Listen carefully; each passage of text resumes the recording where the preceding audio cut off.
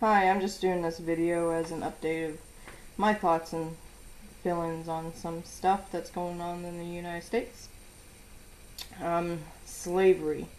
When did the blacks become the only ones that were slaves? We had the Irish, the Orientals, and all the Indians. The American Indians, Mexican Indians. Seriously, enough is enough. We are all Americans. We're all clear. There's no color. We're united. We're mixed with all nationalities. Slavery still lives in America today by the birth certificate. Bondage. Slavery will still live as long as we have commission pay only. Companies, if you don't make them $1, then you don't make $1, which that's slavery. Slavery and segregation still lives in America today too, and that's got to stop. Like the Negro College Fund, or the Black College, or anything like that. I mean, enough. You don't see the Irish going around saying, oh, well, you got to be Irish to go to this college, to get fund for this. I mean, it's America. And slavery still lives by minimum wage. I mean, you make, what, $7.25 an hour, and you can't even pay rent on full-time work at $7.25 an hour. Slavery still lives in the military women too in the United States. And women aren't built for combat. Men are warriors, women are gatherers. It's the way it's always been. And the women are always getting sexually assaulted in the military. I mean, it's a known fact. And it's time to clean up. Slavery still, we gotta love our neighbors. I mean, really, stop the hate, stop the slavery, the bondage, and stop the segregation, the separation of us. We're all one, being Americans. It's time to be united and not divided. All the differences between us has just got to stop. I mean, it's time for us to really just all realize that we're all mixed with everything, and that's what makes our country so great. We're not just one culture, we're mixed with everything. And then I want to talk about sovereignty and the U.S. corporation. We the people were born as sovereigns. We the people were not birthed on land. Hence the birth certificate. We the people are both sovereign and U.S. civilians, also known as U.S. citizens. We the people are not a person. We are people of flesh and blood, not property. The birth certificate does a lot of damage to us.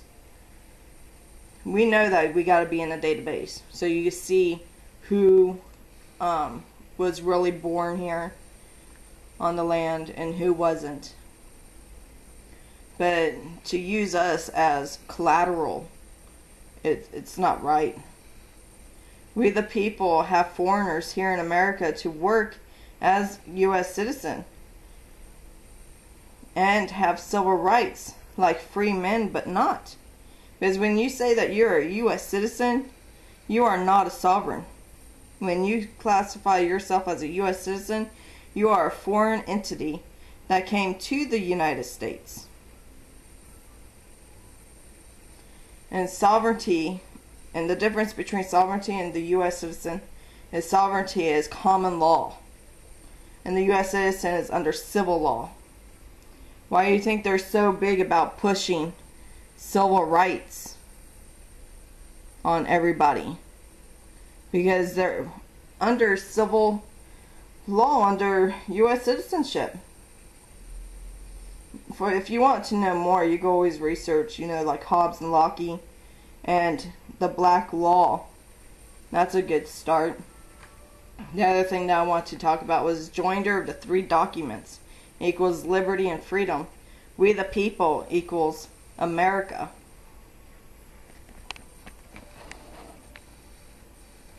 The Constitution does not give the American their rights. They just are written like similar to like the Ten Commandments, but of our country.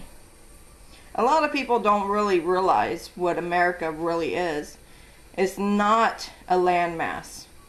It is not a land of laws. America is a land of ideals. And we've broken away from that through greed. The inalienable rights are given by the Creator in which you believe in are not non-negotiable. The inalienable rights are negotiable. Those are the ones that they can mess around with a little bit, but not change completely. Law is made by the people, not the government. When was the last time that you actually voted for a law?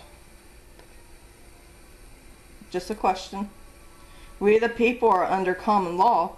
U.S. citizens have no rights under the Constitution, as the Constitution is common law, not civil law. And a lot of people don't know that. The other thing that I want to talk about was the voluntary taxes and work.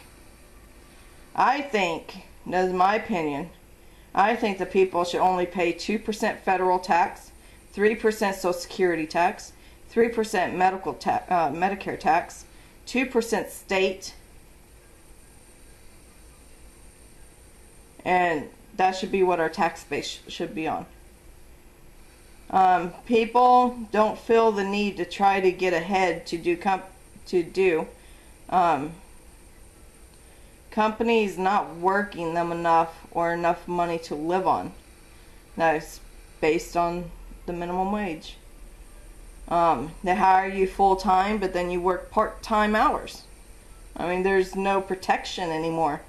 The government, the elected government, I should say, as we the people are the government, they're just running amok. It's like anarchy in the elected offices. People on state assistance is misunderstood by people that have never been poor. People make $7.25 an hour, minimum wage. They work full-time, but have to pay $1,000 a month in rent alone. And then if you got children, you have to pay child care. And that's about $600 a month and per child in child care. Which brings it up to about, what, $1,160 a month? I mean, you don't even make that.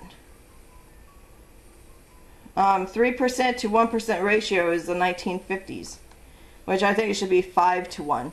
The company makes $5, they give you $1 as a base. They can always pay you more, but I think that's what the base should be. 1950s had a lot of good ideals. People see slavery when they don't make enough money to support themselves independently from the cost of living. People don't feel like paying the voluntary taxes anymore because they got to stop funding the government. I mean, they just gave Egypt $250 million that we know of. And they're the ones over there burning our flag. People's reason to have issues at home when the government is giving our income to our military technology. Yeah, I gave them F-16s. That's our military technology. And just a couple of days ago, I heard that President Obama is selling our NASA technology, or just letting China have our NASA technology. I mean, why are we paying